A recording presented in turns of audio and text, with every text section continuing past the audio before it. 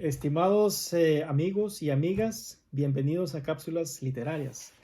En esta oportunidad, me he propuesto hablarles de uno de mis poetas y escritores favoritos, ¿no? Es considerado eh, un escritor que va a marcar la literatura de su época. Se le atribuye a él a menudo la invención de la novela policíaca moderna y la creación del género de ciencia ficción. Pero no podemos obviar también su incursión en el mundo de la poesía. Se podría decir, de hecho, que su mayor triunfo en 1845 fue cuando se publicó su poema El Cuervo. Exactamente. Cuando decimos El Cuervo, estamos hablando del poeta Edgar Allan Poe. La influencia de Edgar Allan Poe en la poesía estadounidense es tan profunda, en particular en los ámbitos del romanticismo oscuro y la poesía simbolista. Su exploración de temas como la muerte, el dolor y lo sobrenatural allanó el camino para que una nueva generación de poetas explorara temas similares. Edgar Poe, ¿no? Que más tarde se llamaría Edgar Allan Poe, ya lo veremos por qué. Nació en Boston el 19 de enero de 1809. El poeta descendía de ingleses por su madre Elizabeth Arnold Poe. Se dice que sus abuelos, que también eran actores de teatro, porque la madre se dedicaba al teatro, los abuelos practicaban esta disciplina, este arte en Londres. Mientras que su padre, David Poe, era norteamericano de ascendencia irlandesa, pero muy norteamericano.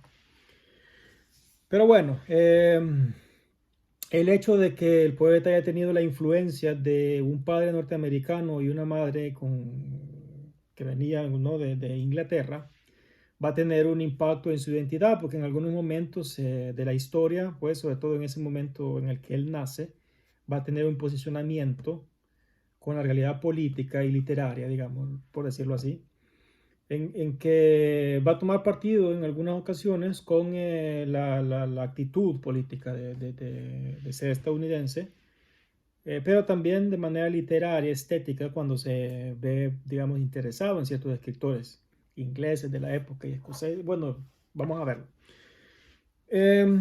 Además hay que decir pues que Boston es sin duda una de las ciudades con más historia de todo Estados Unidos. En ella comenzaron las revueltas de los antiguos colonos, el espíritu del independentismo, el movimiento liberador que desembocó en la guerra de la independencia, ¿no? Contra el reino de Gran Bretaña. Entonces es simbólico que el poeta nace ahí en Boston, con todo el simbolismo que tiene esta ciudad para lo que representa, digamos, la identidad de Norteamérica. Bueno, sus padres tenían muy mala salud y además tenían una muy mala economía. Padecían de tuberculosis, ¿no? Tengo entendido que el padre muere primero o abandona a la madre, pero está fuera de la vida del poeta. Vivían del teatro, pues, como se puede documentar, pero que no eran actores de renombre y seguramente mal pagados también. Ambos enfermos de tuberculosis tienen una vida bastante dura.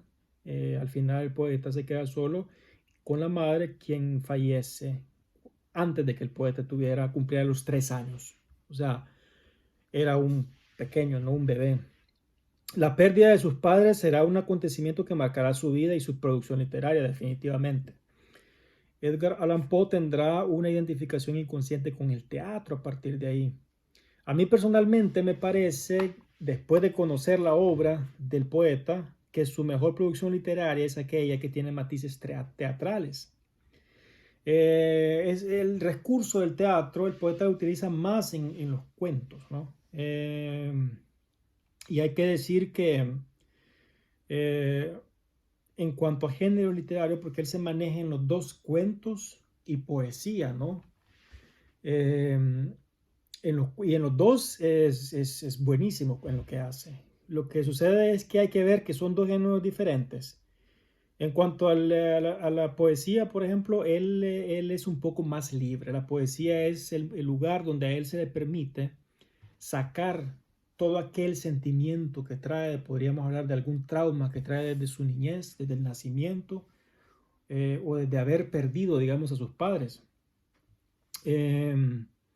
Ahí puede él sacar ese sentimiento. En cambio, cuando él va a escribir cuando él va a escribir cuentos, él tiene una lógica más aristotélica, hay una estructura que en el fondo pues le permite a él crear un espacio, hay como ciertos recursos cognitivos que le permiten a él hacer de su obra como cuento con un espacio más optimista, ¿no? Porque tiene un desenlace, ¿no? Tiene un desenlace, hay una introducción, hay un nudo y ¡pum!, ¿no? Tiene que haber una salida. Y generalmente cuando se plantea una salida de manera cognitiva, pues tiene que ser, digamos, positiva, ¿no? Aunque, por supuesto, la parte oscura del poeta no se le puede negar. Pero esta oscuridad a nivel de sentimientos en la poesía, él no necesita tener una estructura muy aristotélica y muy racional, ¿no? En la poesía es lo que él siente, lo saca, ya sea algo positivo o ya sea algo negativo, ¿no? Hay poemas, por ejemplo, o sea, donde él va a sacar el dolor, la relación que tiene con la muerte. Pensemos, por ejemplo, en este trozo de poema. Tu alma se encontrará sola entre los pensamientos sombríos de la lápida. Nadie de entre la gente espiará en tu hora secreta. Calla en esa soledad que no es aislamiento, pues entonces los espíritus de los muertos que vivieron antes que tú de nuevo están alrededor de ti en la muerte y su poder te eclipsará. Estate quieto. O sea, ahí podemos ver, ¿no? Cómo él tiene una relación muy estrecha con la muerte, porque muchos de sus seres queridos se van de una manera muy temprana y esto le va a marcar a él.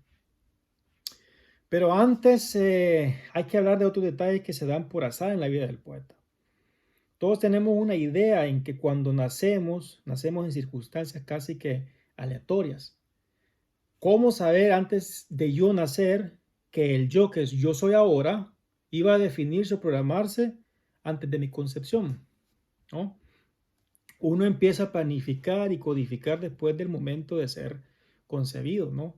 Se comienza siempre con el nombre, es lo fundamental, pero lo único que una pareja puede planear es tener un hijo o hija sin saber detalles extras, ¿no? El azar es porque yo nací en un lugar que ya tiene una identidad religiosa, cultural, política, ¿no? Porque yo nací siendo cristiano, católico y que fui bautizado y que luego iba a reproducir ciertos valores que iba a heredar de mis padres. Uno nunca sabe dónde uno va a nacer, pero cuando uno nace, pues se puede decir que el azar se diluye, ¿no? En una fuerte identidad que se hereda de los padres.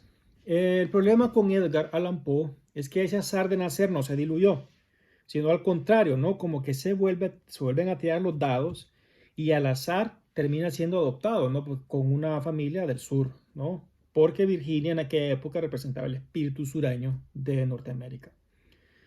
Entonces, al azar, Allan Poe nace en una familia pobre, con los padres enfermos, que practican teatro, y al azar, ¡pum!, los padres desaparecen, nace en Boston, pero los dados se vuelven a tirar y se pasa a otro lugar, ¿no?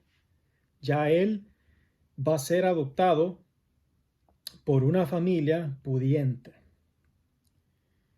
Edgar Allan Poe nace pobre, pero es arrancado por el destino y al azar cae en manos de su protector John Allan, de ahí el nombre, Allan, Edgar Allan Poe, ¿no?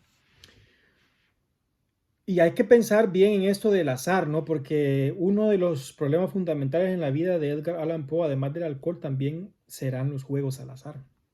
Y ojo que esto no es una cuestión sencilla.